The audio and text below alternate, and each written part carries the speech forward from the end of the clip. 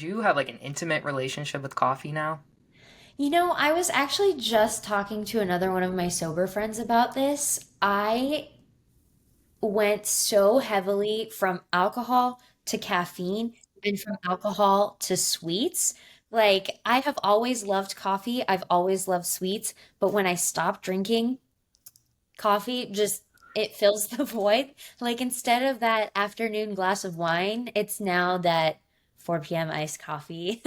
Before she was Madison from Dallas, she was Madison from Seattle, a teen dancer with big dreams until a devastating spinal injury turned her entire life upside down. At 17, she was quietly planning to end her life until one girl's invitation to a youth group changed everything. In this episode, I sit down with Madison Truscan, a concert photographer, mental health advocate, and sober creator, to talk about how she turned pain into purpose and what it really takes to keep showing up when life keeps knocking you down. This one's deep. Let's dive in. Can you tell us the story of how you became Madison from Dallas? So I used to be Madison from Seattle. Okay. That was my whole brand, my persona. And then when I moved, I realized I need to change this.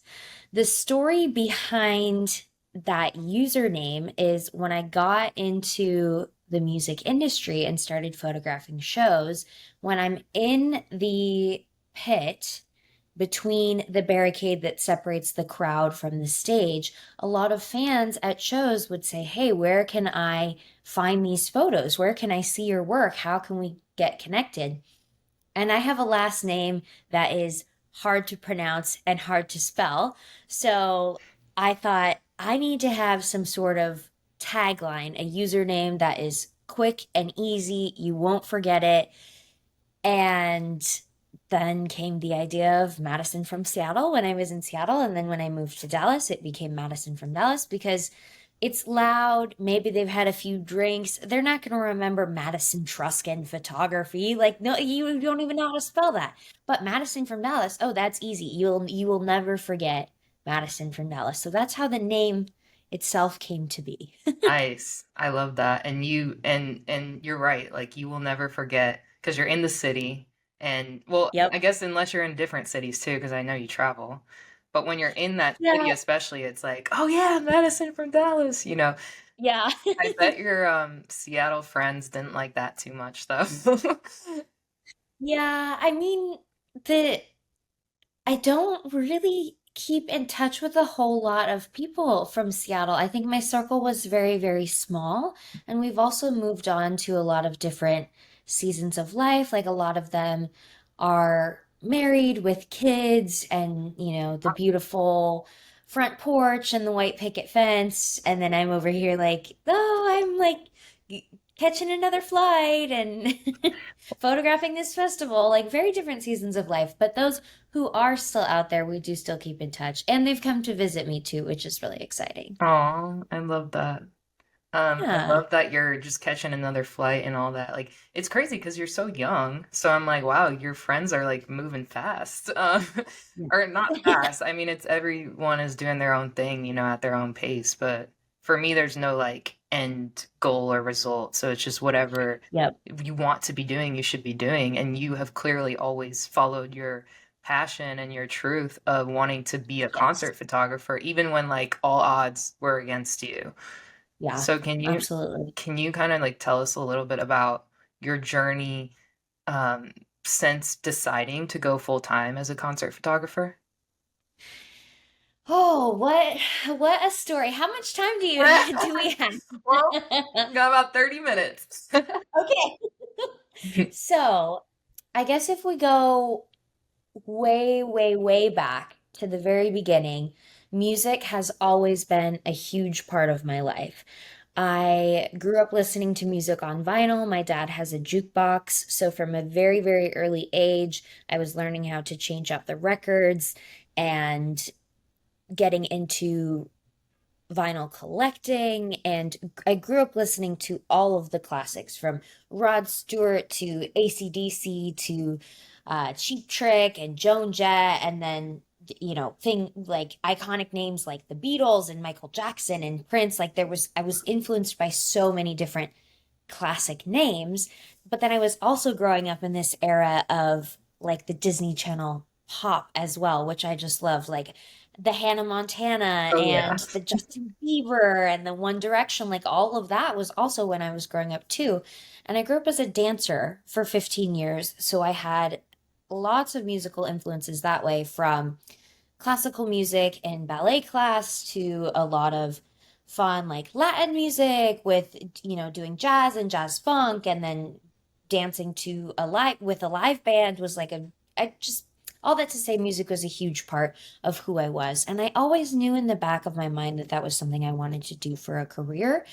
But it's a very difficult industry to break into. And contrary to popular belief, I am not musically talented myself. Hmm. I cannot sing. I cannot play an instrument. I always joke that I couldn't carry a tune in a bucket. Like, I am so not musically inclined. I have a great sense of rhythm because of dance, and especially with being a tap dancer for so many years. But music was a huge part of my life. And when I was 17, I was training in ballet, and I had a pretty severe life altering spinal injury where I had two slip discs in my lower back. And at that point in my life, my plan was to dance professionally. I wanted to dance for Disney. I wanted to do commercial work. I was working with a coach. I wanted to go and be a character performer in the parks and dance in a parade. And like that was the whole plan. This was also, pre-tattoos as well and pre-piercings. Very different persona back then. But suddenly my life had changed. I no longer could dance. I could not even exercise, and I needed a new creative outlet, which is when I picked up a camera. Okay. And I realized that, Oh, go ahead. Sorry. oh no, I was gonna say, let me see if I'm getting all that so far. So, yes, music has always been a part of your life through your dad. yes, Records, classics, AC/DC, Beatles, all kinds of yes, every classic record you could dream of. You were a dancer for yes, 15 years, yes, and especially tap dancing. You have a great sense of rhythm, but you're not musically inclined. yep, So, but you love yes, music and it's in you, and you were on track to be like a dancer in festivals and at Disney yeah, parades in the park, all these different things. But you had a really bad injury where you had two slip discs in your spine, and that yes, made you take a step back from dance and try to figure out what else you could do in music still with not playing an instrument or singing or anything like that. Did yes. I get that? You're a great listener. Okay. Is there more? I mean, I guess I could share like, so from that point I got into photography, and I realized that was truly what I was called to do. And I think that caused a really dramatic shift in my life, because I realized, like, yes, this horrible traumatic thing happened to me, but I found what I really was called to do and my purpose in something that I am very, very good at.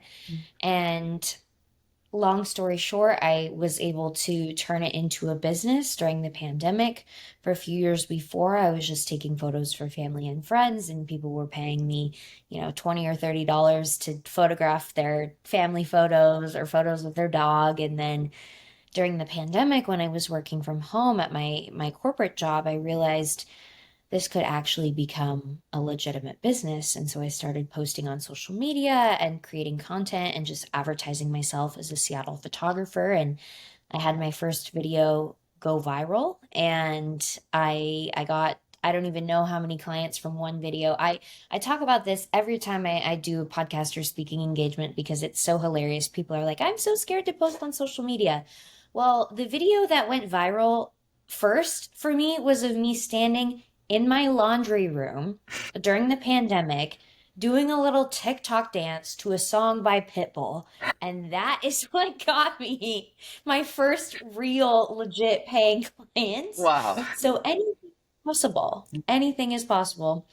And now here I am years later, and I've transitioned into working about 80% of the time in the music industry. The remainder of the time is doing events and weddings here and there when I feel like it, but primarily music is my thing. Here we are. Cool, here we are.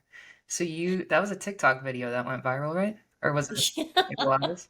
Well, that's cool that you also got to use your love of dance. Like, isn't that strange how you said you found your, maybe what you were supposed to do, Yes. but also you got to use your dance background? Because here's the thing, I can't do a TikTok dance the same way.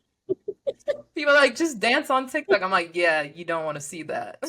No, There's you some don't want to see me doing that either. there are some things like that I'm just not good at, and that's one of them. But that's so cool that Yep. you used your background in dancing. Like you thought, okay, you know, I always like to say like the obstacle is the way. I always think about if there's an obstacle, Yes. like what is the way forward? And you were like, Yep. okay, I need to get clients. What tools do I have in my back pocket? Oh, I can, Yep. at least for now, I can still use up my love of music to be on TikTok. And then you didn't Yeah. even probably expect to get, a client from that. It just happened. And because you were putting yourself out there. And I love like, first of all, you're an exceptional concert photographer and just photographer in Thank you. general. And I love seeing you post because you're also a great editor. Like you're just really good on social media. And I Oh, love, thank you. yeah, I love how you put you do like day in the life things. I love how you do outfits. I'm like, because we see the whole spectrum of who Madison is, not just your Yeah. work, which I think is actually becoming more and more important in Hmm. our world probably for getting jobs. Is like, okay, well, who is this person? Not just like let your work speak for yourself. It's like you need to speak for yourself now. Do you feel like that too?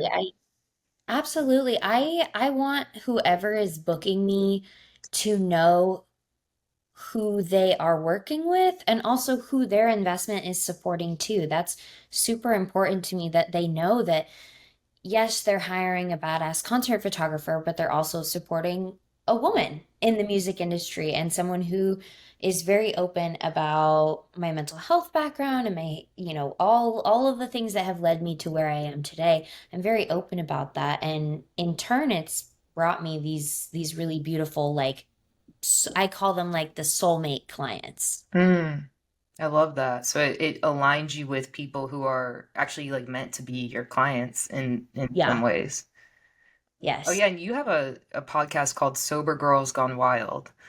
Yes, I do. We're about to pick back up with season two. Nice. So that will be hopefully July or August. That will be coming out very soon. Okay, you guys, links in the description. If it's out by the time you publish this episode, look at the link in the description. Yes. Madison's podcast. Madison, we actually met on a podcast. I We forgot did. about that. We actually met on you were working for Voyage and you were like their podcast host. And so Yes. you hosted me on the first podcast I was ever a guest on.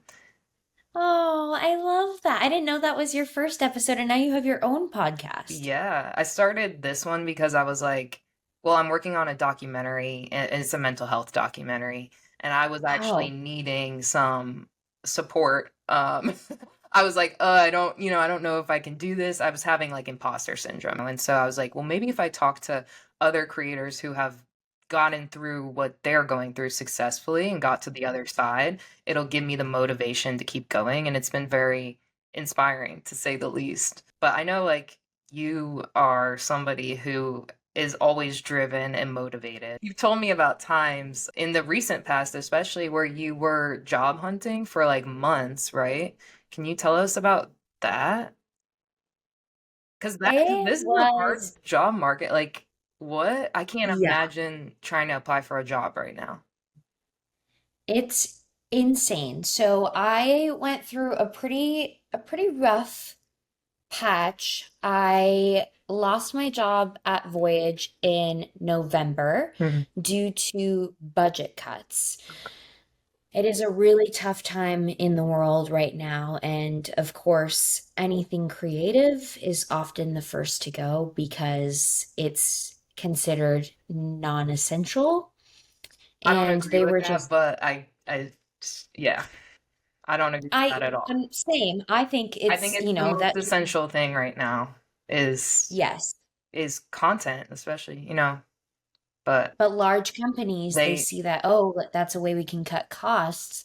okay. And I found out I was losing my job and I was absolutely devastated because I loved that job, getting to host the podcast every single day. I mean, I was recording sometimes 6 episodes back to back in one day. I think I did. I don't even know how many hundreds of episodes we did. I don't know if they ended up all being published or if they're still out there. I haven't looked, but Yeah. it was so impactful getting to connect with entrepreneurs and business owners from all over the world and give them a platform to, most of them for the first time, tell their story and talk about their entrepreneurial background and the challenges that they faced and connect them with other like-minded entrepreneurs. It was the coolest job ever, and there are no hard feelings. They are a wonderful company. They do amazing things. I believe in their mission with my whole heart. But suddenly I went from having a job that was very secure, that got me health insurance, that made sure my bills were paid, and then I was doing photography outside of that, to all of a sudden it's right before the holidays and I don't know what to do. So I revamped my resume and I started applying for jobs. I At the time when I filled out your form, I think I had been at 196 job applications. The last time I checked, I'm at 313, I believe, like, because I've been keeping a running spreadsheet Of of course. everything. You're so organized, guys. How could you not hire her? You've been keeping a spreadsheet of how many jobs. That's crazy. Yes, like what I've applied to, where I found the job, if I did an interview, if it was a phone interview, in person, Zoom, if I did a second interview. I ended up getting a job working at a photo studio here in Dallas, called Nuovo, which is a sort of like a creative artistic boudoir studio. So we do the really cool semi-nude photos with the fabric Mm. drapes, and then we add in like the flowing silks. It's really beautiful. And I still get to empower and uplift our guests that come in, which is great. But I've always known that there's something more for me out there, but the concert photography is so hit or miss. Like right now, things are booming and bookings are happening.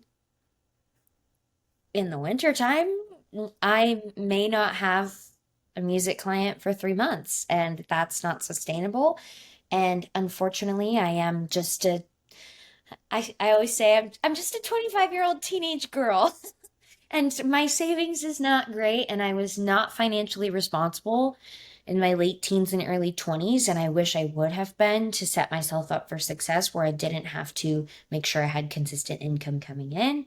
But now I know at least my rent is paid and I have health insurance. And hopefully, well, not hopefully, when things really take off with the concert photography, I will be able to do that full time. But all that to say, the job market, it's insane. And I'm still getting emails of rejection letters of jobs that I applied to in November 2024, and we're in June 2025. Like, you didn't think to, you know, call me and just say, hey, we found somebody else? Or like, why are you letting me know now? Yeah, maybe there's so many applicants that they just got to yours, because what would the Yeah. point be, right? Or maybe, I don't know, it's something to trigger you to follow up. I don't know, but Yeah. It crazy. 312, what is it? 313. I think 313 was my last time I looked at the spreadsheet. But Oh my gosh. of that, I got rejected from 40, 50-ish, and then I didn't hear back from a lot. And then I think I did interviews with 7 or 8 different companies, and then 2 of those companies I did multiple rounds of interviews, and then I ended up with the job that I have now. But the fact that it's taking so much for someone like me, who I finished my degree. I have a phenomenal portfolio. The companies that I've worked for, I have a corporate marketing background. I used to work in marketing at Yahoo in my early 20s. That's not to toot my own horn, but that's pretty impressive to be managing a marketing team for B2B marketing at Yahoo at 21. Yeah. That's wild. And I couldn't even, Megan, it got to the point where I couldn't even get a job as a hostess or as a barista. Like I was at that point where I needed something and nobody was hiring. Or here in Texas, I could talk about this all day. They want to pay you $9 an hour Is that even or minimum? Not $10 an minimum hour. Our wage. minimum wage is 7.25, $7.25 an hour. No, it's not. In Dallas? Yes. Yes. I thought that was like 10 years ago. I remember Nope. that being when I was like 15 years old when I first started working. Yeah. Wait, what? I thought they had to raise it every year. Okay, I know nothing about like clearly, but that's really insane to think that So, somebody can live even off working like 80 hours a week. You couldn't even live off that. no, that wouldn't even pay for my rent. That's insane. So that would be for, the more entry level positions. Like I was, Right, trying to be a but waitress, trying to still. be a server, work at a host stand. Um, Oh my God. then you go into the less entry level positions and they're paying, like, oh, $12 an hour, $15 an hour. Even for a marketing position, you want to pay me $17 an hour and I'm coming up with a whole content strategy and creating the content, doing the photography, the videography, all of the posting, managing your No, DMs, running your you're paid ads. overqualified. Hour? That might be the thing. You're overqualified. But even for these, it's like there's no in between. Like it's either like an Mm. entry level, like fresh out of college, $15 an hour, or it's like a 200K senior level and they want 20 years experience. Yeah, that's crazy. You're like, I have 20 years life experience. Yeah, I've been alive. I can tell you. Can we go back to what you were saying about you wish when you were in your late teens, early 20s, you would have had better money management? What would you have Oh, done yeah. differently? Or like what was the reason you weren't able to manage and what would you have done differently?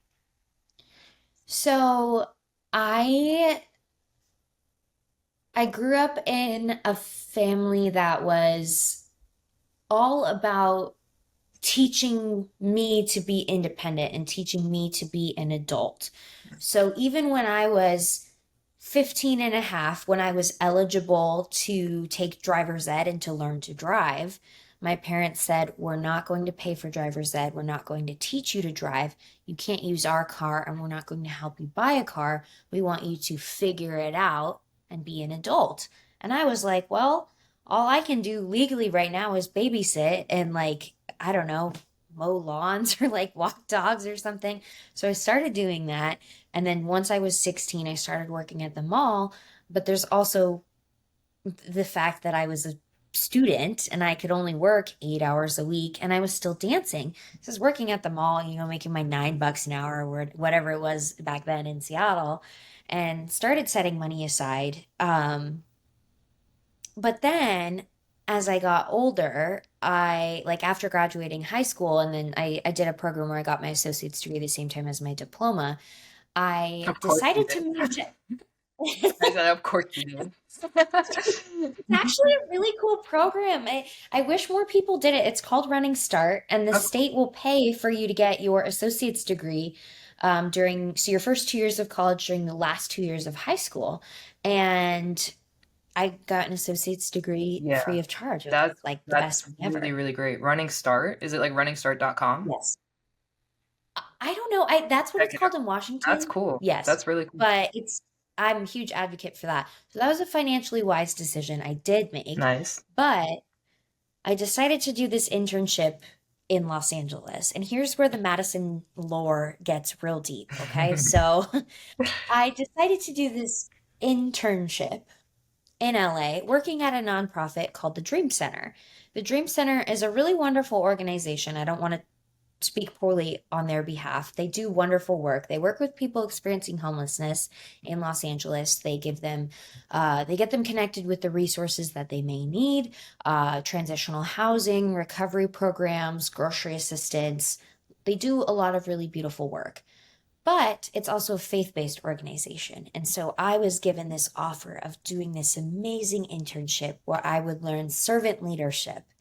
And I realized looking back now, I think I may have been in some sort of cult, Like science. but And it, not to that extent, but I thought, oh, this is this amazing internship. I get to go, and I like applied and got accepted to their leadership school. I was learning all these amazing skills, but I actually had to pay them oh, to be a part of this program. So the tuition was $7,000 to live in LA for 7 months. no. And I went, here's where people ask me, what made you think it was a cult? I was not allowed to have a job. So I had no income while I was out there because we were fully committed to working, serving, volunteering, paying them to volunteer for them 6 days a week. And then we had one day off. Oh my God. And it was intense manual labor and very intense work for me as an 18-year-old. I was going with a team of people out onto Skid Row multiple days a week in downtown LA, passing out food, water, toiletries, getting to have conversations with people and connect with them, which I loved, and getting to provide them with the actual tangible resources and the help that they needed. But we had this ulterior motive where we were trying to preach to them and to share the gospel and to get them to come to church. And all that to say, I spent this time in LA living in a teeny tiny dorm in a 100-year-old building. We didn't have hot water. We had rats, we had roaches, but I was living the California dream. I was living the American dream. I was paying them to be there and working so much manual labor for free, but I was promised, oh, you will find your life purpose and you may find a husband and this is like what you're called to do. And I completed the internship. I wanted to stay in LA because it was so glamorous and I still had that dream of Disney and maybe dance and photography and all of that still, and I was so close to that. But I had no money. I had $30 to my name. I had drained my savings. My family, they weren't willing to help because they were like, you need to get out of here. I was trying to fundraise. I was like selling t-shirts and trying to book photo sessions, and I had no money. So I moved back to Seattle with $30 to my name and had to completely start over. And from then it had just been survival mode because I didn't have that cushion of protection that I had earlier, the money I had saved up from working as a kid. I used all of that to survive and to live. I mean, I was working with people experiencing homelessness, but I'm on food stamps myself and I'm, scrounging around quarters to like do my laundry in this communal laundromat. Like it was just insane. And then from then it was just pure, like I said, pure survival mode. I didn't have any support from my parents. I was learning how to be an adult and rely purely on myself, putting myself through school. And I also was in this weird in between where I was still sort of religious, but also kind of coming out of that like very organized, heavy religion, Hmm. and was working at nonprofits where I was making horrible money Hmm. and not making enough to save anything. I never saved. I never put money aside because I was just breaking even. My bills were paid and I was okay with that. Looking back, I wish I would have listened to the mentors and the adults in my life who told me, yes, that work that you're doing is amazing, but it might be time to find a job that pays more and still do your volunteer work on the side, still have that driven, like mission oriented spirit and still be able to do that, but not be relying on that purely for your income. I should have listened to them back then. There was no need for me to be working at a nonprofit full time and making the $11 an hour living in downtown Seattle. Like that was wild to me. Hmm. Who were those mentors that And told you that? Since I know it wasn't your parents, right? Yeah, no, it wasn't my parents.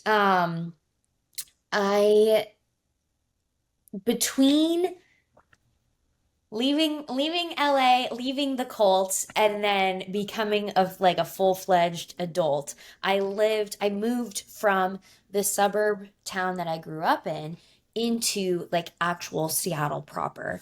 And I was living with I I consider her my sister. She's technically not blood related to me, but her name is Brianna. She's 10 years older than me, and she had asked me to come and live with her in Seattle. Huh. And I was like, oh my gosh, yeah, like that would be great because the commute is way closer to work. Yeah. And this was also during the pandemic. So I moved in with her. 2 months later, Hmm. the world shut down and we were both working from home. And this was when I was 20. And she taught me everything I needed to know about being an adult. I didn't know how to do taxes, I didn't know what it looked like to open up a credit card, to have a line of credit. I didn't know what it looked like to learn, like the fun side of things. Like, what did it look like to be single and to be on a dating app or to meet people in real life, to make friends as an adult, to, um, to go out and be social, to apply for a job. What does that look like? A resume, like what do you look for in a job? She taught me all of these life skills, and I will forever, forever be grateful for her because she was the big sister that I needed and somebody and I remember her telling me, and I was so adamant at first. She said, "Madison, you don't need to work for a nonprofit right now. Like you can volunteer." I wanted my degree to be in servant leadership, What? which is essentially saying like, okay, I'm going to go work for the man, or I'm going to go work for somebody else and like serve, serve, serve. And oh, I'm just a volunteer and like my life is devoted to giving to somebody else. Yeah. I'm so glad she got me to not get my degree in that and to get a degree in something that has actually been very helpful, business management, Hmm. because I can always volunteer. I can always go back and give, and I do still get connected with organizations and volunteer my time, and I love giving back to my community, but now I don't have that ulterior motive of trying to preach a gospel or to get them to come to church. Now it's simply out of the goodness of my own heart and not for social media or anything of that nature. Wow. So, That was a really long-winded response. I apologize. no, I don't know don't if anyone made apologize. Don't apologize. I just am like, wow, it's crazy that you were in, this cult sort of thing so early in life. It also surprises me that your parents were so religious and you were also so religious. What religion did you grow up? So here's the thing, I didn't grow up religious. Oh, We were not religious. Like we were very much so wow. Christmas, Easter only. We'd go to church because that was like what you did. But then I came into the church just non-denominational Christianity, like very, very open. It wasn't like Baptist or Lutheran or Methodist. It was just very non-denominational. How old are you when you Um, decided to do that and why? So here's the Madison lore is getting so deep right now. I think you're learning so much about me. So I knew about church. We went a few times a year. I was involved with an organization called Young Life. I would go to Oh, I church was in camp. that too when I was in high school. I mean, I did not like it. I'm not gonna lie. I actually hated it. I Yeah, only went because yeah. the popular kids went, and I was like trying to be cool or whatever. But anyway, continue. I never Sounds heard of very it since. similar. Never heard of it since, but wow. Okay. So you were in Yes. Young Life. So I was involved for the fun part of things. Like I would Hmm. go to vacation Bible school in elementary school because it was fun and it was summer camp and it was, Okay. very low cost, like something my parents could drop us off at Okay. and, have a few hours to themselves. And I post injury Hmm. became very, very depressed. My mental health got really bad and I was in a very dark place. I no longer had the ability to move my body. I no longer knew what I was going to do after graduation. And I truly felt like I had no purpose. 15 years had just been totally stripped away from me. And things got really bad. And I actually ended up getting to a point where I decided that I didn't want to be around anymore. And I had developed this plan to end my life where I just did not see a purpose or a future. And I was so done. And I will never ever forget this. I published a book about this, and I have considered like taking it, it's on Amazon. I've considered taking it off of Amazon because it's like very much like a super religious thing, but it's part of my story and I don't want to like shy away from that. But anyways, I got off topic. So Well, I so had developed this. let me see if I got that. So when you slipped your disc, two discs from dance, you started to go into depression, and it got really, really Yes, bad to the point where you developed a whole plan to not be around anymore. And yes, that's where we are. Did I get that? yes. You're such a good listener. Is You there just took all my rambling thoughts and put it together is perfectly. there more to that? Yes. So I had come up with this plan, and 4 or 5 days prior, I was taking a yoga class at my high school, and I couldn't move. I couldn't really participate, but to get the credit, you had to show up. So I would show up and put on my gym clothes and like sit on the mat, and that was it. And there was a girl that I had the same class with, and she randomly came up to me in the locker room, and she said, I know we don't really know each other, but I just wanted to see if you like maybe wanted to come to this youth group thing that I have going on tonight. Like I think it'd be really fun, and like if you want to come, I'll save you a seat. And Mm. in my brain in that moment, I was thinking, oh sure, I have a few days left. Like yeah, let me make this girl happy. Like sure, whatever, I'll go. And I went, and for the first time in my life, I was told that I had purpose and that my life had value and that I was loved. And I believed that for the first time ever. And I realized I needed to get some serious mental health support. And I accredit so much of my success today to that girl who reached out and invited me, because I believe I would not still be here telling my story today had she not been bold and acted on her faith or her gut feeling or whatever instinct told her to come and talk to me. So that night I realized I needed help, and I got help from trusted adults and family very quickly, and I was able to get the support that I needed in that moment to be meeting more consistently with a therapist, to be put on medication, and it absolutely saved my life and just gave me so much purpose.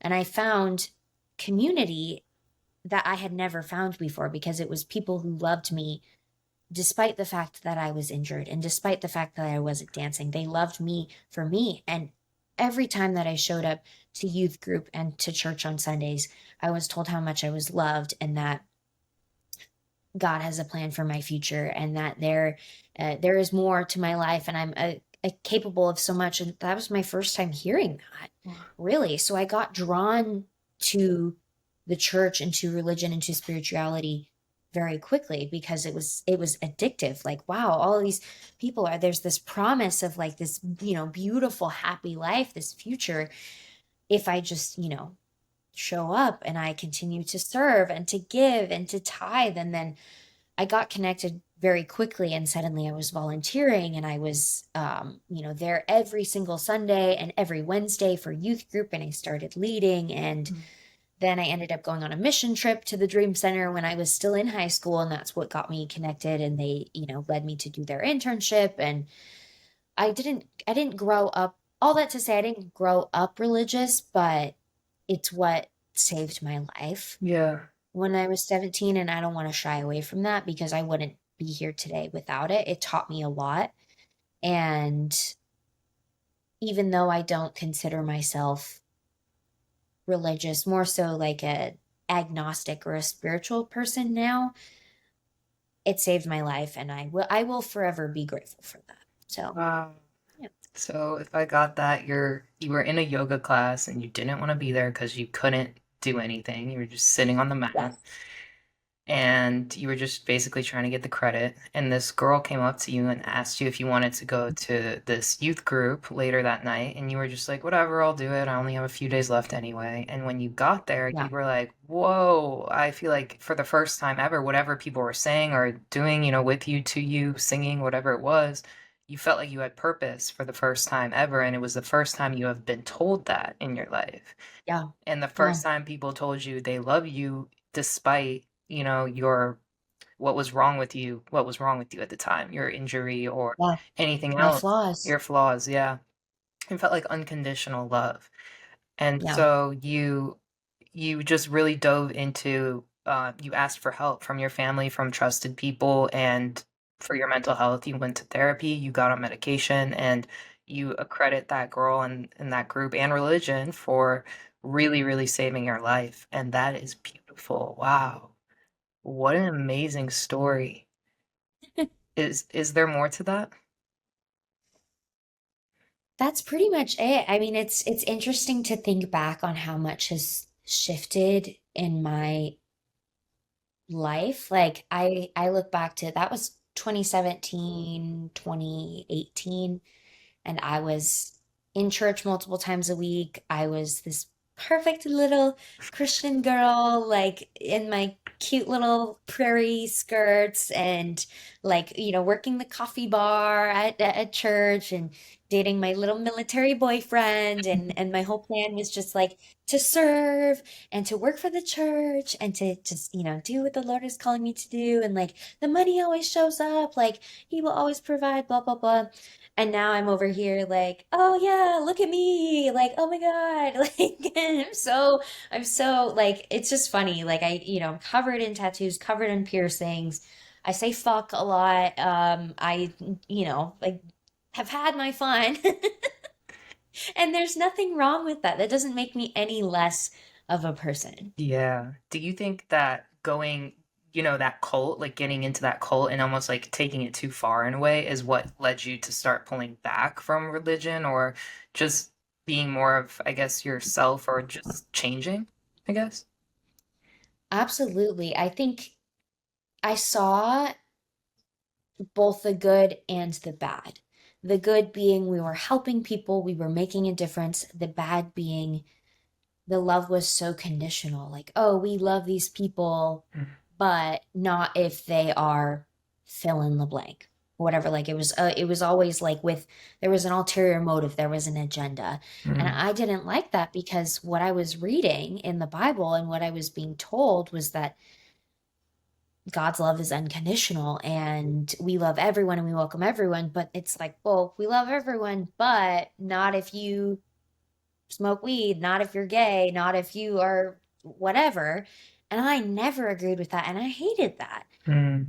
I hated that. And I started realizing that this conditional love was not something I wanted to associate myself with at all. And why was it that we were told to pray the gay away. Like that was a phrase that was being told to us. Like at, at 19 years old, being told that, that is so fucking horrible and disgusting and just not something I want anything to do with at all. And that's when I realized I needed to get out. And there's also more to life than just giving and giving and giving your time to somebody else. You can have purpose outside of that. Yeah. Wow. So you decided to rebel, kind of, when Yes. you were like, oh, you Yes. know what? I actually do like what the Bible's saying. I like what I'm being told, but I'm seeing hypocrisy here. And so I Yes. don't want to be a part of somebody telling me to pray the gay away. I don't want to be a part Yeah. of people who are saying, we only love you if you're this and not that. And so that's when you decided to start to remove yourself. What happened after that? I dealt with a lot of backlash. It's very interesting, especially being somebody who's very present on social media, like seeing the some of the hate messages I received from Mhm. other people who were in the internship or people in the church, seeing them, I see when people unfollow me. I see the comments that they leave on my posts and I, try to delete that and keep it a very positive space. But suddenly I went from, oh, these people they're telling me that we're friends for life and they're in my corner and they're going to, always be there for me. Oh, but not if you got tattoos. Oh, but not if you photographed this rapper. Oh, but not if we're out. I remember that I'm sober now, but when I was still drinking, I remember posting a video of me like I don't know, taking like my friends and I were taking shots on my 21st birthday, and the backlash that I received from that of, oh my gosh, Madison, I can't believe you would be so sinful and do something so horrible. Don't you know, like, this is what the Lord says about that and blah blah blah. And I'm like, what? Are you kidding me? We got bigger fish to fry here. Come on. Like, Right. Did it's you start drinking and all that before, like during your time in religion, or before that, or after that? it was after, because we were not the type of people to drink before we were of age. Hmm. And so I never had a party phase. Like, I never went to high school parties. I never really drank underage at all. Never did any drugs. And then I didn't start drinking until I was 21. Um, Huh. but yeah, it just was so interesting, like the backlash and seeing the people that I thought were going to be in my life forever turn around immediately when I got tattooed, or when I cut my hair, or when I shared a post about Pride Month, or whatever that may be. Oh, it's all conditional. Yeah. What made you want to get sober? Was there like a moment that was like, I have to stop drinking or doing whatever? Yes. I got sober December 26th, 2022. So almost 3 years, I guess 2.5 years. Congratulations. And That's huge. thank you. It's amazing. I'm so proud of myself for sticking with it. But the turning point for me was my anxiety has been I was diagnosed with generalized anxiety disorder at 4 years old. I've seen a therapist since I was 4 years old, off and on. Mm. There are seasons, mental health ebbs and flows, and I was in a very, very low season in 2022, and my anxiety became really, really bad. It turned into a severe panic disorder. It was to the point where I was not really eating, I wasn't sleeping, and I had been off of medication because at that point things were going really well when I had moved to Dallas, and I wasn't taking anything, still going to therapy, but wasn't taking anything. And I had gone back home to Seattle for Christmas, saw my family, had one of the worst panic attacks I have ever had. It lasted, I kid you not, like 2 full days. Like, it was 2 full days of not eating, not sleeping, just like all of the physical symptoms, feeling nauseous, I'm fainting, feels like I'm having a heart attack, I'm sweating, I'm like begging my family to take me to the hospital, and they're like, nothing is actually wrong with you. You're just experiencing a panic attack, and a really severe one. But I know if I go to the emergency room, they're going to tell me, you're fine. Like, you just, everything's okay. Like, I wouldn't want the bill. So Yeah. the day I came back to Dallas, I scheduled an appointment with my primary care provider, and I said, I need help and I need to get back on medication. And I was already a lightweight when it came to drinking at that point. I would black out on two White Claws. Like, yeah, yeah. Oh, due to So medication or just a little went, no, that was medication? pre-medication. A little went a long way for me. Let's go. And I know, Guys, I'm cheap, just kidding. cheap date. We're not supporting this behavior. So I I remember sitting in the office with him, and he was like, well, Madison, because you are a lightweight when it comes to drinking, one drink already feels like one drink for somebody else feels like four drinks for you. One glass of wine for me is four glasses of wine for you. When you take this medication, one glass of wine is now going to feel like eight glasses of wine. And he looked at me and he said that you need to be extremely careful. And honestly, I do not think you should drink at all. Like, I would advise that you stop drinking completely. And I knew in that moment I needed to focus on my mental health. And I said, okay, I'm done. And I haven't had a sip of alcohol since. And Wow. my anxiety is still it comes and goes, different seasons of life. I still do have panic attacks, but I went from being unable to get out of bed, unable to eat, um, unable to leave the house, fear of leaving the house, fear of being social, fear of being, you know, germs, public spaces, people, whatever that was, to now I'm able to work in an alcohol saturated industry and have a job, have a career, have an online presence, take care of myself, fully independent, living alone. And I would not have been able to do that had I not stopped drinking, and also had I not gotten the medication and the mental health support that I needed. I have always had a very addictive personality. For me, it's all or nothing. I couldn't just have a glass of wine after work. I couldn't just have a beer at the barbecue. It was like either we're going to go out, we're going to be out till 5 a.m. and I'm like walking home at 10 a.m. in last night's outfit and I'm hungover, or I didn't drink at all. It was all or nothing. And I said, it has to be nothing. And here we are. And funny enough, I have never been happier and never experienced more fun going out than I did when I got sober. I have so much more fun. I'm fully in control of my surroundings. I don't have to worry about missing work the next day or missing my workout class. Um, I don't feel like shit. I don't have a migraine. I'm not nauseous. I'm not ordering drunk Taco Bell at 4 a.m. anymore. I'm not like waking up in some random guy's bed. I'm fully aware and in control of my surroundings. And if I want to stay out and dance till 4 a.m., I can. If I want to leave at 10:30 and go watch an episode of Friends and then get a full 8 hours of sleep, I can do that. It's so much more rewarding and so much more fun. Wow. It's so crazy that you were able to come from, the cult background, the religion, then the drinking, and even like some extreme drinking, because you said you've always Mhm. had an addictive personality, which I definitely have too.